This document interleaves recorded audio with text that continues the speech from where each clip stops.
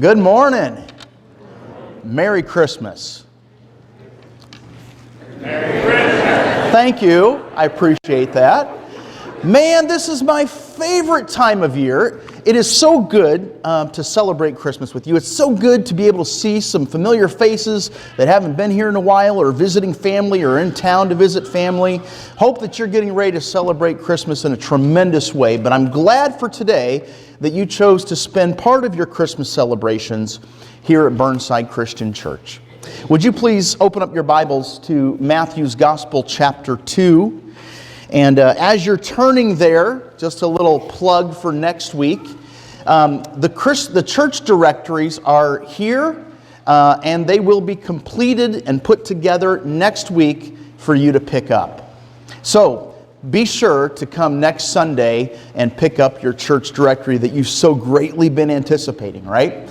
But we are glad that that's finally done. We'll get our family photo album of everybody that's participated in that, and you'll get yours for free next week. They'll be on the table out there in the fellowship hall. Today marks the third sermon and the final sermon in the series that I've called The Call of Christmas. And throughout this Christmas series, we're looking at some of the famous characters, the famous faces of the first Christmas that was celebrated here on earth.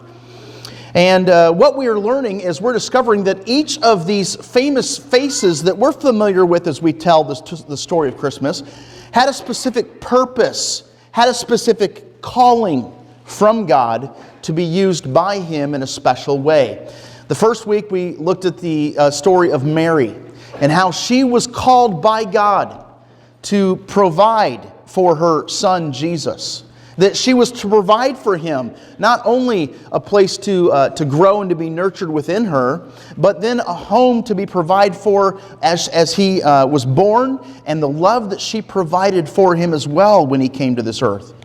Last week we studied the story of Joseph and his role in the first Christmas story, and we discovered that he was called by God to protect Jesus.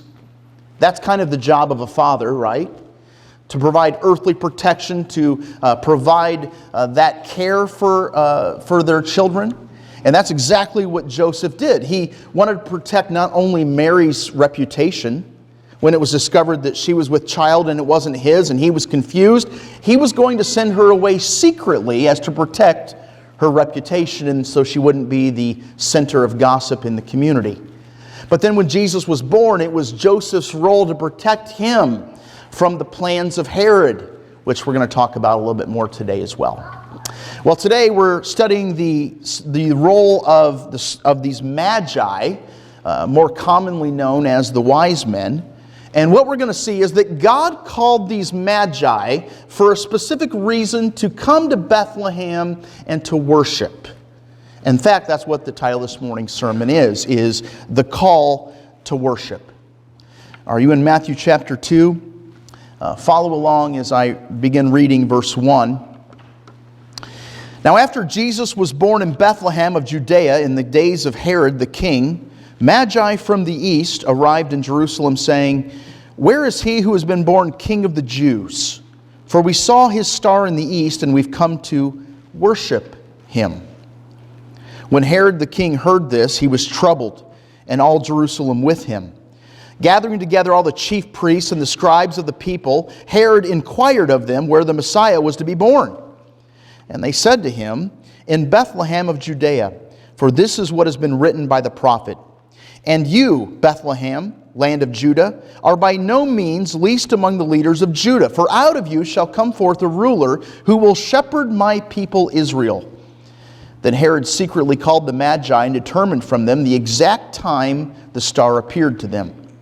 And he sent them to Bethlehem and said, "Go and search carefully for the child, and when you have found him, report to me, so that I too may come and worship him."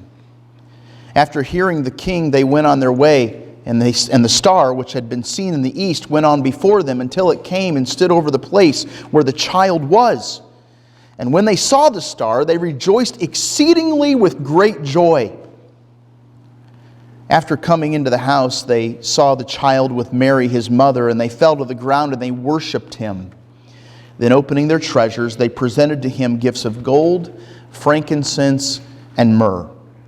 And having been warned by God in a dream not to return to Herod, the Magi left for their own country by another way. What we learn here in these few verses is we learn some lessons about what worship should be like for you and for me, and what worship was certainly like for those wise men. And the first lesson that we learn from the wise men about worship is this, that you seek Him no matter what. You seek Him no matter what. You let nothing stand in your way. These wise men didn't let anything interfere with their worship of Jesus. It mattered to them to be in the presence of the Messiah. It mattered to them so much that they made it their number one priority. We have to get to Bethlehem, no matter what, because we have to worship this newborn King. I want to show you just a couple of things that these wise men had to overcome in order to worship. Because, look, there's going to be obstacles for you and for me to overcome as we've been called to worship too. First of all, these wise men had to overcome a great distance in order to worship their King. Before we can talk about the distance they traveled, I want to answer just a few basic questions. We aren't told much about who these guys were, what's a Magi, and what was their job. We sing about them, right? We have a beloved Christmas carol that calls them kings. We three kings of Orient are, right? We have this beloved song that we sing that calls them kings, but Magi were not kings. In fact, they would have not held any royal title. They did have some affiliation with kings, but their role was to advise kings. When the kings were faced with a problem that needed to be solved, who did they call on? Who did they look to? They looked to Magi, wise men. And so these wise men would have been counselors and advisors to the kings.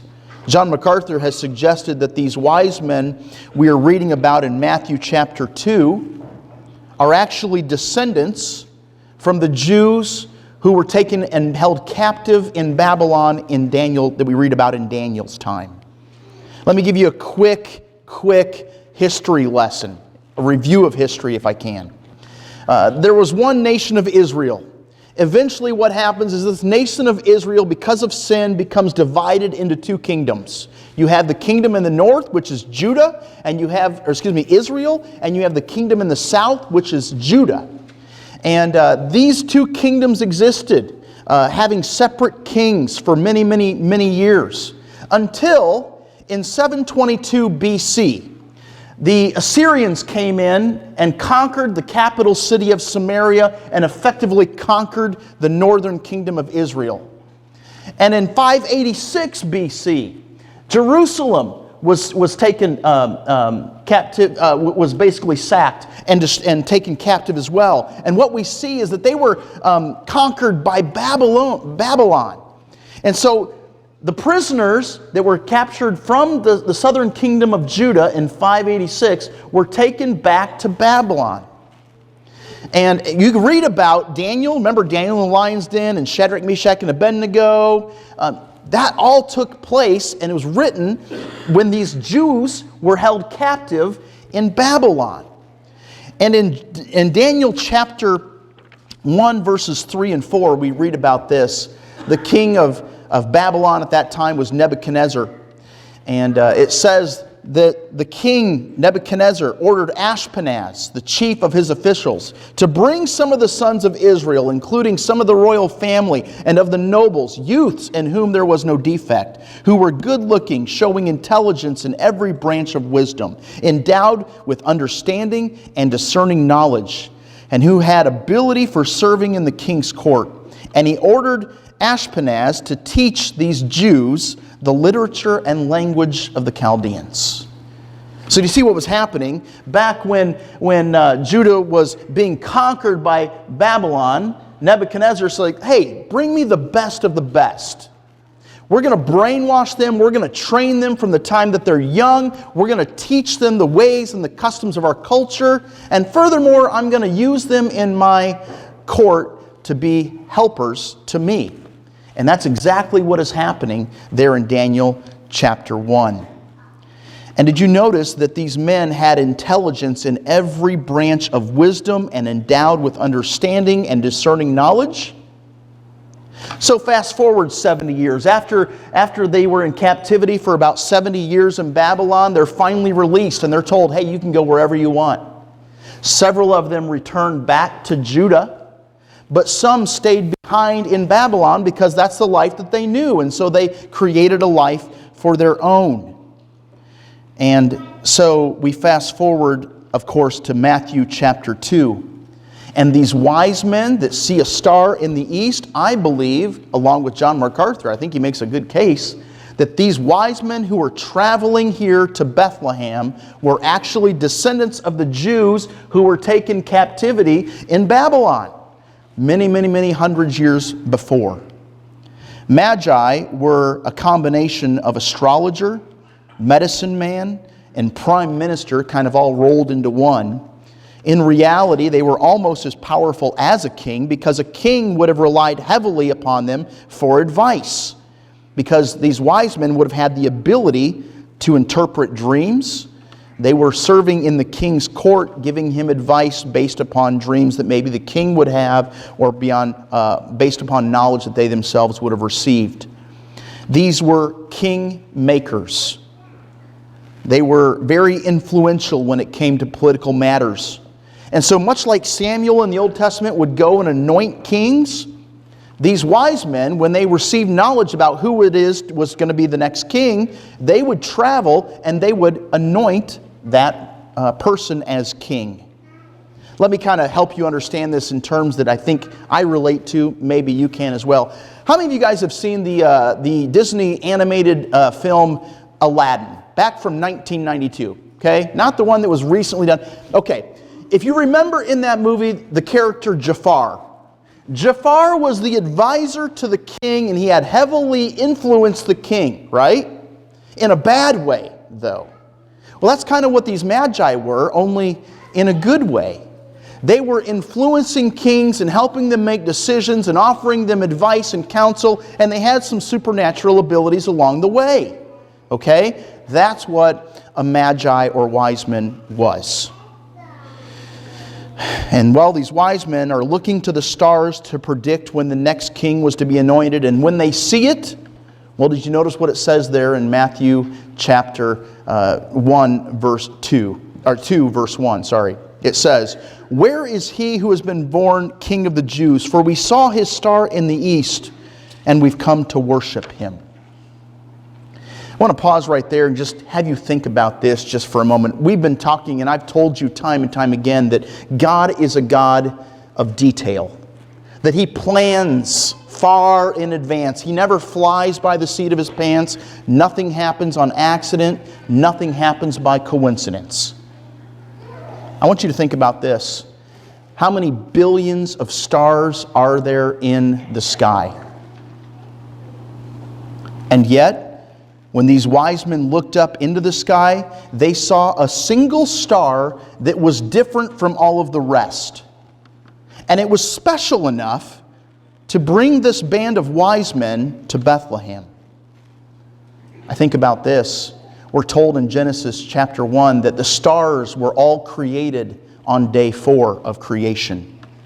And so as God was creating all the numerous planets and stars and galaxies, and because He's a God who knows absolutely every single detail of everything in your life and what is to come, He created a special star on day 4 that He knew one day He would send, and these wise men would look up into the sky, and they would follow that star to Bethlehem. And when they see His star in the sky, they load up their camels and they make the 900-mile journey from Babylon to Bethlehem. Even by camel, some scholars have suggested it would take them nearly a year to get from Babylon to Bethlehem. And so for the record, we understand that the wise men were not a part of the original nativity scene, that they didn't arrive, moments later after the shepherds show up, right? These wise men show up possibly 2 years after Jesus was born. They're coming to Him. They're devoted to get there to worship Him. Not just on Christmas. Long after Christmas was over, they were devoted to worship their King. But the point is this: Jesus was so special that these men from Babylon weren't going to let the distance keep them from worshiping the Messiah. Secondly, the wise men had to overcome King Herod. What do you know about King Herod? King Herod was also known as Herod the Great. But after reading about what he was known for, I'm convinced that the only person who thought Herod was great was himself. And I'm convinced that he gave himself that nickname, Herod the Great, because nobody else was liking Herod too much. He was ruthless. He was a godless man. History records that at one point during his reign, when he was short on money, that Herod executed the 45 wealthiest citizens and took their estates to run the kingdom. History also records that when Herod was close to death, knowing that very few people would ever actually mourn his death, that he sent out a decree that one person from every family was to be executed on the day that he died, so that everyone would be mourning on the day that he died. By the way, after he died, they were like, "No, man, forget that. That guy's a jerk. We don't have to listen to him anymore. He's gone." So they didn't kill anyone. So now imagine with me as the scene unfolds, these wise men come into town and they go right to where they know they're going to get answers, and they go to King Herod. And King Herod's like, "Hey, why are you guys here?" And you notice their response? Their response is, "Where is he who's been born King of the Jews? We're here to worship him. We're here to celebrate him." And Herod is like, had to be thinking, "What are you talking about? You're looking at the king. I am the king." I often wondered, if Herod is as ruthless as history says, why in the world didn't Herod execute these wise men right here on the spot for even suggesting that there would be another king besides him?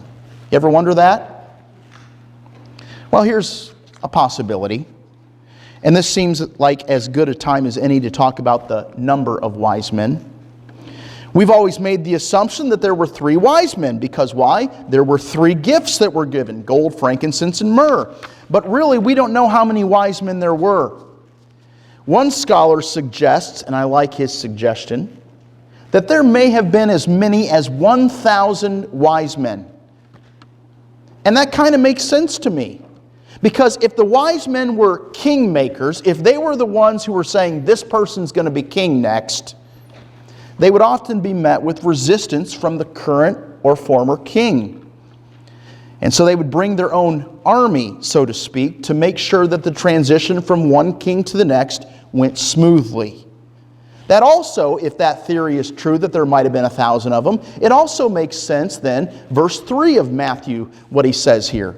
He says, when Herod the king heard this, heard what? That these guys have come to worship a king and that there's a new king on the scene. When Herod heard this, he was troubled, and all of Jerusalem with him. Yeah, Herod was troubled, all right. If 1,000 men showed up to worship and celebrate the coming of a new king, that wouldn't go over too well with old King Herod. And furthermore, why would Jerusalem be troubled? I mean, were they bummed that they weren't going to have Herod as a king anymore? Oh man, we really like that guy. You know, that's not at all what was going on here. The reason that all of Jerusalem was troubled with King Herod is because they see this band of wise men coming in, and they're worried that a war is going to break out. That seems to make a lot of sense to me. All of that to say this: the reason I believe that Herod didn't kill these Magi on the spot was because there might have been 1,000 of them. And the point is this: these wise men understood that Jesus was so deserving of worship that they didn't let the distance stop them from worshiping, and they didn't let some dirtbag named Herod stop them from worshiping. So that leads me to ask you this question this morning. What about you? What's keeping you from your worship of Jesus Christ? Not just today. It's easy to celebrate today, man. Everything's great. We got a Christmas tree. We got family in town. Things are great. I get to open presents pretty soon. It's easy to celebrate and to worship today. What keeps you from seeking Him the rest of the year? When we reflect over our life, man, we can come up with some pretty, what we think, good excuses, good reasons. But when you really nail it down and when you really review it, those excuses are really pretty lame. Jesus is worthy of our worship. And I'm weary, so weary of trying to persuade and convince people that He's worthy of your worship. That He's worthy to be a priority in your life. That He's worthy for you to make a point to be here week after week and celebrate with your church family. I mean, if you haven't figured that out by now, let me just throw this out there. Have you ever noticed that when you do go to church on Sunday morning, that the rest of the week seems to go pretty good? And have you ever noticed that when you're not in church on Sunday morning, well, man, the rest of the week just doesn't go like it should? Is that coincidence? Is that superstition? Is that hocus pocus? I believe that's God's blessing. Man, you spend time with me, I'm going to bless you, and I want to be with you your week. If we only worship Jesus when it's convenient, guess what? That's not worship. Worship has always required sacrifice. In the Old Testament, it required the sacrifice of bulls and goats. In the New Testament, for you and me, maybe it's going to require our time. Maybe we're going to have to say no to some things in order to say yes to Jesus. Worship always requires sacrifice. Seek Him no matter what. Second lesson we learn about worship from these wise men is this: give Christ what He deserves. Give Christ what He deserves. Returning to our text here this morning, let me read here verses 10 through 12. When the wise men saw the star, they rejoiced exceedingly with great joy. I love that. They were kind of happy. They were thrilled. The long journey, the thing that they had been waiting for, the thing that they were purposed to do, was nearly here. They saw the star and they rejoiced with exceedingly joy. Great joy. After coming into the house, notice it's a house, not a manger. We're 2 years after the fact Jesus has been born. They saw the child with Mary his mother, and they fell to the ground and they worshiped Him. Then opening their treasures, they presented to Him gifts of gold, frankincense, and myrrh. And having been warned by God in a dream not to return to Herod, the Magi left for their own country by another way. Give Christ what He deserves, and Christ deserves your worship. I want to give you a definition of worship that I think you'll find useful. I came up with this definition many, many years ago. I've given it to you before. But I believe worship is the correct response to who God is and what God has done. That when you recognize who God is, and when you stop and you think and you recognize what God has done for you personally, the right response is to worship Him. And for these wise men, they came to where the child was, and did you notice in verse 11 that they fell to the ground in humility, humbling themselves before a baby, worshiping a baby. Certainly these wise men had seen other babies before, but they never bowed down to worship a baby. But when they came to the presence of where Jesus was, they recognized that this baby is God. And they bowed down and they worshiped Him. This last Wednesday, we had an elders meeting. And after the elders meeting was over, we had some special visitors. Joe and Sarah Reinhardt were here visiting along with their 2 boys, Alex and Zach. Sarah Reinhardt is, of course, the daughter of Al and Mary Jo Frakes. And you remember Zach, don't you? The youngest, the one I'm holding here in this picture. When Zach was born, he had some serious health issues that nearly took his life. He spent 138 days in the NICU. But listen, we prayed for him. And remember getting those updates week after week. How's Zach doing? What did we find out this week? And does he get to go home soon? After 138 days in the NICU, he got to go home. And God heard our prayers. And Zach today is a very healthy and happy baby boy. Now look, as cute as Zach is, we don't worship Zach. He's not the object of our worship, but we recognize that Zach is a reason to worship. We recognize who God is. We recognize that He and He alone is worthy of worship. But there's also some things in our lives that we recognize that He's done. And when we recognize the things that He's done, we turn and we give worship and thanks to God. No doubt as you look over the things that have happened to you in your life, you've been given plenty of reasons to worship God. Sure, things haven't gone the way you wanted them to go, and sure, there was heartache and heartbreak along the way. We all experience those things. But just as sure as we all experience heartache and heartbreak, there are things in our lives that happen to us that we can clearly see God's hand of mercy and God's hand of blessing extended to us, and that should cause us to worship Him.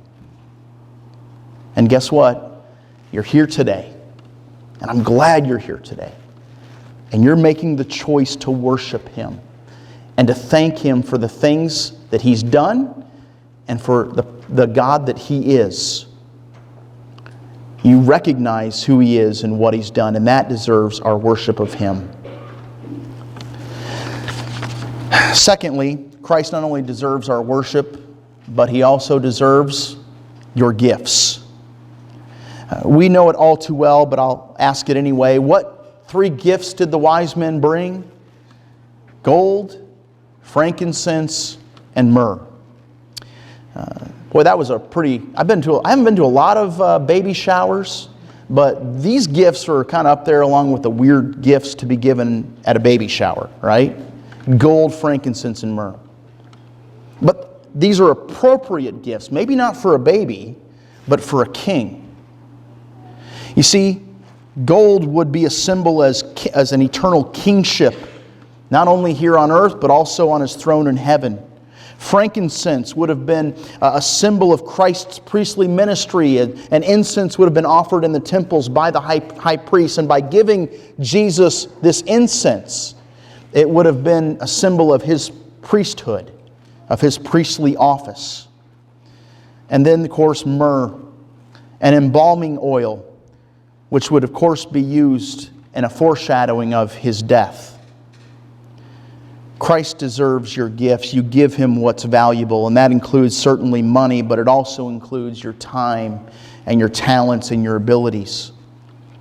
And as we wrap up our time together, I want you to notice one final detail there in verse 11.